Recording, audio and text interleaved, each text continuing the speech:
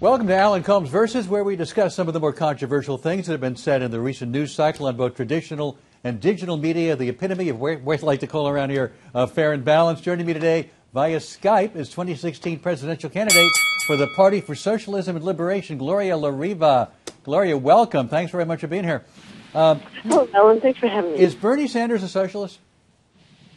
Well, he calls himself a socialist. I, as a socialist in my Socialist Party, have differences in different programmatic issues for sure, but I think that his campaign is important for the public to hear some no doubt about that, but what I'm trying to get at is the differences here, because you're quoted on Bloomberg as saying he's not a socialist, although I think you've said that wasn't an accurate quote, but you did say his views are regressive or reactionary on foreign policy, right? Yes, on certain things, absolutely. He supported the war in Afghanistan, which is still ongoing, and supported funding for bombs of Israeli bombing of Gaza. Absolutely, we oppose that. And you say he's not anti-capitalist like you are. Are you anti-capitalism? Yes, we believe that society should be run for the benefit of all the people, and that means making housing a guaranteed right instead of a commodity.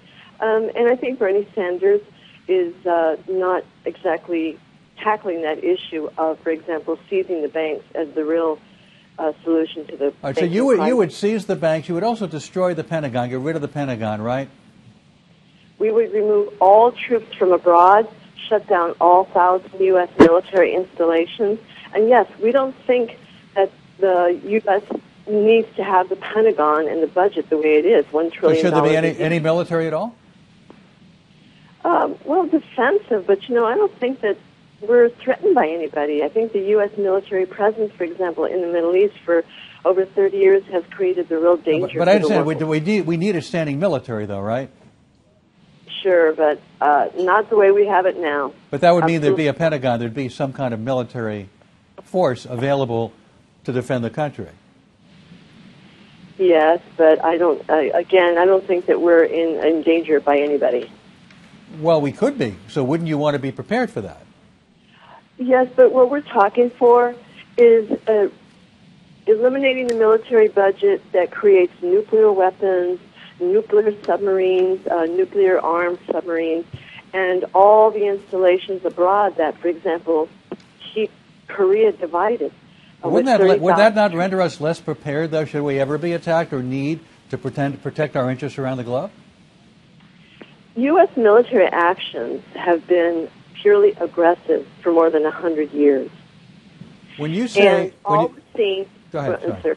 Millions of people have died, actually, by U.S. military action or supporting proxy wars and proxy armies abroad from Central America, 200,000 Guatemalans murdered, and I could list 1,000 examples. Let's look at the issue of capitalism, though. You say you're anti-capitalist.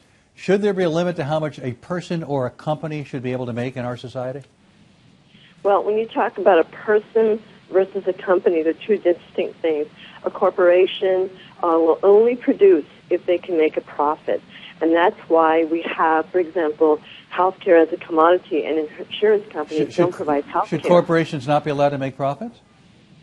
Well, we don't agree with the concept of corporations, of entities that exist in order to make a profit for a handful. What's wrong with me if I'm a businessman and I want to start a company, a.k.a. corporation, in order to make money? I invest my money in it. I get to make the rewards if I put in the effort and the money to do so. What's wrong with me then reaping the rewards of what I've created?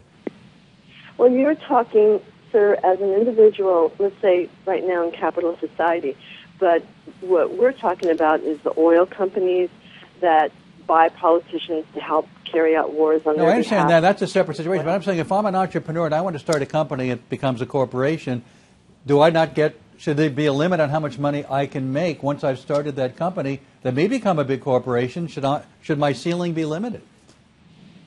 Well, we're not for capitalism at all. I mean, I think that what you're talking about is becoming a capitalist in a world where a big capital, monopoly capital, controls everything anyway. And what we want is a socialist society in which, again, housing is a right, not a commodity. Healthcare is a guaranteed right, free for every individual. and education the same. For it Right, to be I understand free. those issues, but I'm talking about pure capitalism in terms of the ability of a company, a corporation, a person who invests in money, starts a company, to be able to reap the rewards of that. It seems like you would limit that so that the motivation to do well, to make money, to advance, move up the ladder financially would be removed in the kind of society you're talking about. Well, there's an assumption that we're raised with under capitalism that workers won't feel compelled to work, no incentive without the profit motive. That's ridiculous. Why is it more compelling for someone to work to make someone rich than to provide for the common good for your Why family? can't I, as a business person, be motivated by profit to become wealthier if I want to, pay my workers well, and move up the ladder in what is a capitalist society? Why is that bad? Well, maybe you want to pay your workers well, but when you talk about giant corporations which make billions in profits, like McDonald's or Walmart, they don't pay their workers well. And that's the problem with capitalism. We're fighting right now, supporting low-wage workers making $15 an hour, a long, hard struggle. Some have won that right in fast food. But essentially, that's the problem with capitalism, is to make a profit, they have to minimize the wages and labor costs of workers to maximize their profits. That's the nature of capitalism. Last question. How much money should a corporation be allowed to make? Should there be a ceiling, and where would you cap it? Well, right now under capitalism, we're saying that all the corporations like General Dynamics, Boeing, Lockheed, the military contractors, the auto companies, many corporations, the biggest ones in the United States, don't pay federal taxes. No, I understand, but where would you cap the profits? How much money should a corporation be allowed to make, and where would the cap be for you? Again, we're not for the profit system of the corporations, but right now, as in our demands, we say tax the rich, raise the tax rate for rich individuals, the top 1%, for the corporations which pay no taxes. Right now, you're giving me. I understand, but my question is, how much should a corporation be allowed to make? Where is the ceiling? Would you say past a certain amount, the government should appropriate that money, and the corporation should not be allowed to make a profit past a certain point? Well, again, in the Party for Socialism and Liberation, we're for a socialist society where there are no corporations. There are entities that so you run. would destroy all corporations? Not destroy. They would be taken over by the people, and democratic decisions be made on what to produce instead of luxury cars every year that fill the advertisements on TV. So you would destroy these companies, or the government would take over these companies. They would no longer be able to exist as they are now, run by the people who run them. You would destroy those corporations. They would exist. They wouldn't be destroyed. All the material would exist, and we would produce trains and more buses and public transit instead of having to fill the streets, clog the air with automobiles. But who's going to run them? Who's going to run them? The people, the workers. The workers make everything run anyway. So you fire all the executives, you fire the people who started the company, only the workers take over, and the people who invested in it and started the companies no longer are there. No, they can all become workers too, and even managers, but not to make a profit, not to make $1 million golden parachutes. But I'm not getting an answer, and we got to end in a second here, of how much the people should be allowed to make. If you think profits are too much, how much is too much? Well, we're talking about a decent salary, decent wages, with all benefits guaranteed for people. No, I understand that, but how much is too much? Is there a ceiling?